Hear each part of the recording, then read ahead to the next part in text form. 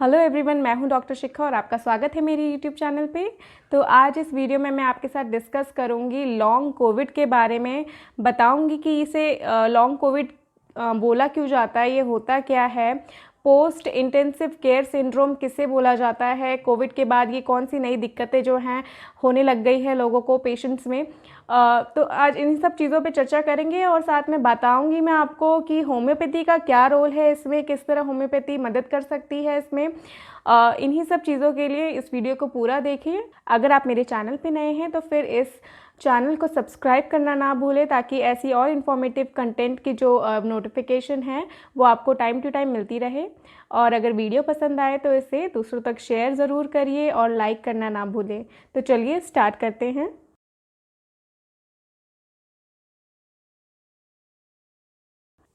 Long Covid pics यानी post intensive care syndrome, ये एक तरीके की सिम्टम होता है या बीमारी होती है जो कि जो पेशेंट्स जो क्रिटिकली इल होते हैं कोविड टाइम पे, रिकवरी के बाद उनको कुछ दिक्कतें होने लग जाती हैं, सिम्टम्स होने लग जाते हैं, नई कंडीशन जो है वो होने लग जाती है, जो कि एक तरह से फिज़िकली मेंटली उनको इम्पैक्ट करता है, फिज़िकली उनको इम्पेयर करता है, मेंटली इम्पेयर करता है, कॉग्निटिव डिसऑर्डर्स जो है वो क्रिएट करता है।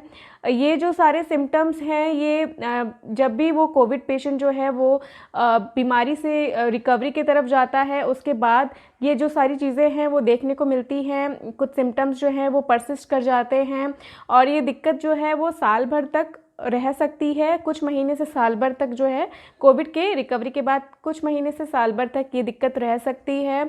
और ये एक तरीके से आपकी लाइफ को जो है वो इम्पैक्ट करता है, डिस्टर्ब करता है, परेशान करता है, और आपके जो फैमिली मेम्बर्स हैं उनको भी ये एक तरह से इम्पैक्ट करता है। लॉन्ग कोविड जो है ये एक ऐसा टर्म है जो कि तब बोला जाता है जब भी कोई क्रिटिकली इल पेशेंट जो है कोविड से रिकवर होने के बाद कुछ टाइम तक उसमें वो सिम्टम जो है, एक आध सिम्टम परसिस्ट करे, या फिर जो वो इन्फेक्शन हुआ है कोविड का वो किसी न किसी तरह से कुछ टाइम तक उस पेशेंट को इफ़ेक्ट करता रहे। तो इस टर्म को बोला गया है लॉन्ग कोविड।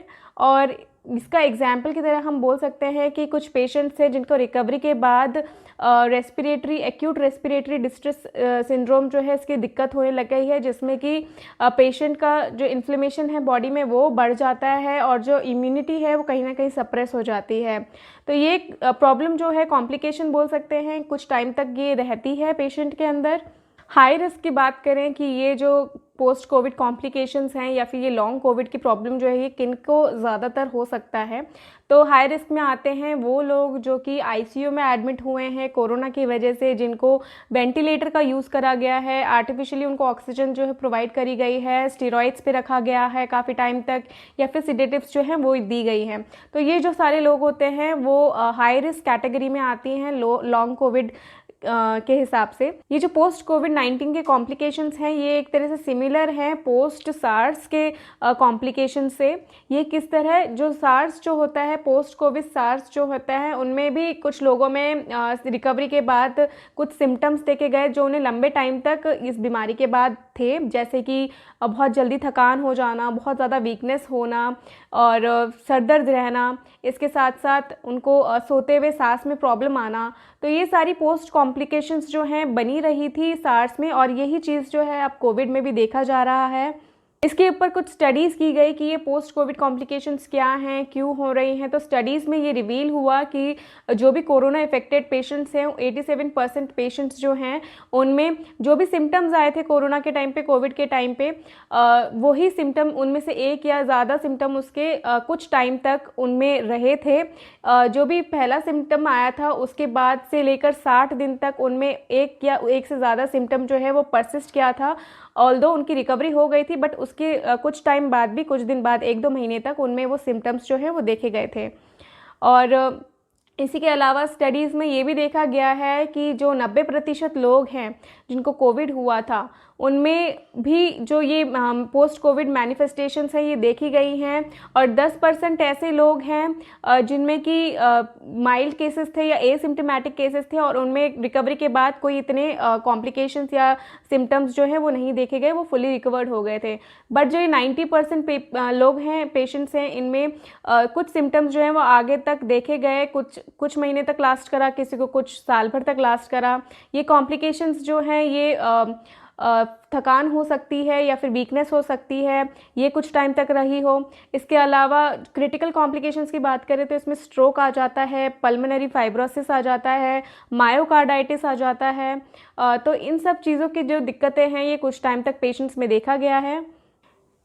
कुछ पेशेंट्स जिनमें कि कोविड के साथ साथ कोमॉर्बिडिटीज़ की दिक्कत है, जैसे कि हार्ट कंडीशंस हो गई जिसमें कि मायोकार्डाइटिस आ जाता है, जैसे कि हार्ट का इन्फ्लेमेशन हो जाता है उसको बोला जाता है, और साथ में पेरिकार्डाइटिस हो जाता है जिसमें कि आउटर लेयर ऑफ हार्ट जो है उसमें इन्फ्लेमेशन आ जाती है, या फिर कोई और कोमॉर्बिडिटी रहती है कोविड पेशेंट्स के साथ, तो उनमें जो कॉम्प्लिकेशंस हैं इसका जो सिवियरिटी है वो ज़्यादा देखा गया है, और मोर्टालिटी यानी कि डेथ रेट भी जो है वो ज़्यादा देखा गया है।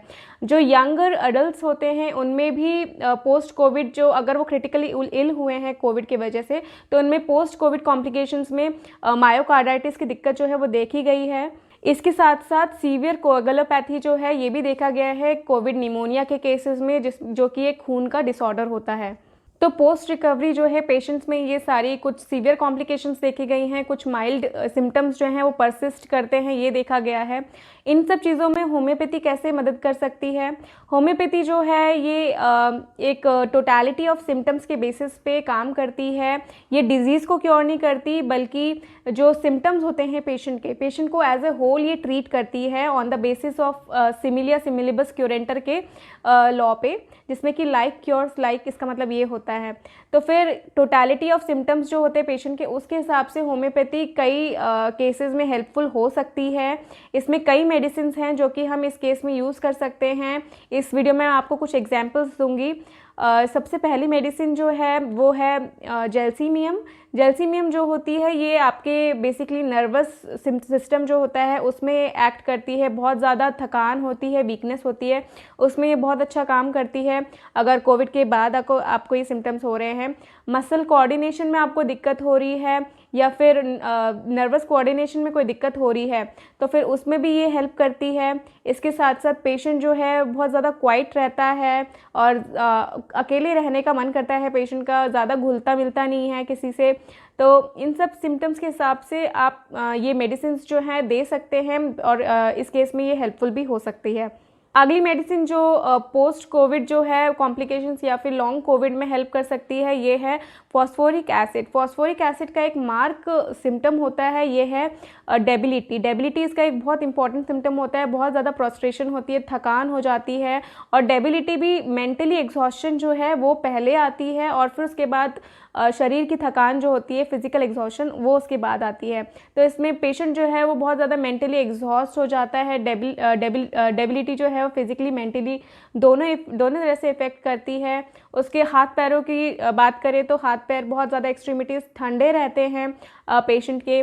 इसके अलावा हाथों में, पैरों में ठंडे पसीने आते हैं, और पसीने जो हैं वो अपर एक्सट्रीमिटीज़ में ज़्यादा होते हैं कंपेयर टू लोअर। तो अगर ऐसे सिम्टम्स देखे गए हैं पेशेंट्स में पोस्ट कोविड के बाद, तो फिर इस केस में एसिड फॉस जो है ये बहुत अच्छा काम करती है।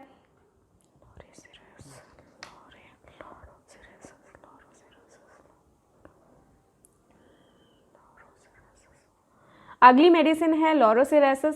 ये जो मेडिसिन है ये उस केस में बहुत अच्छा काम करती है जिसमें कि पेशेंट के लंग्स जो हैं वो बहुत ज़्यादा इफेक्ट हो जाते हैं और सांस लेने में बहुत ज़्यादा दिक्कत होती है। पेशेंट को फील होता है कि उसके जो लंग्स हैं वो पूरी तरह एक्सपैंड नहीं हो पा रहे हैं, पूरी तरह वो ब्रीथ नहीं कर पा रहा। इसके साथ साथ उसमें सूखी खांसी की शिकायत होती है, ड्राई कफ रहता है, और ये जो ड्राई कफ होता है ये जो शाम का टाइम है उस टाइम ज़्यादा होता है। अगर ऐसे कुछ सिम्टम्स देखे गए हैं पेशेंट में तो उसमें ये दवाई जो है बहुत अच्छा एक्ट करती है। इसी तरह होम्योपैथी में पेशेंट के सिम्टम के हिसाब से, टोटलिटी के हिसाब से बहुत सारी मेडिसिन है जो कि ऐसे लॉन्ग कोविड के केसेस में हेल्प कर सकती है, जैसे कि फॉस्फोरस हो गया, आर्निका हो गया, कार्बोवेज हो गया। ये सारे जो मेडिसिन हैं ये आप कभी भी ऐसे ही ना यूज़ करें। इसे हमेशा अपने होम्योपैथ के पास जाकर डॉक्टर को अपना पूरा केस हिस्ट्री दे के, सारी परेशानियां बता के, टोटलिटी ऑफ सिम्टम्स दे के, प्रॉपर केस टेकिंग के बाद ही आपकी एक मेडिसिन निकलेगी जो कि आपको इसमें बहुत ज़्यादा फ़ायदा देगा।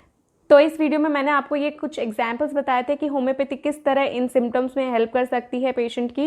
आशा करती हूँ आपको ये वीडियो पसंद आई होगी। इस वीडियो को औरों तक ज़रूर शेयर कर सके ताकि वो भी इसका एडवांटेज जो है वो ले सकें। मिलती हूँ आपसे अगली वीडियो में और इन्फॉर्मेटिव कंटेंट के साथ। Till then good bye, stay healthy, stay aware.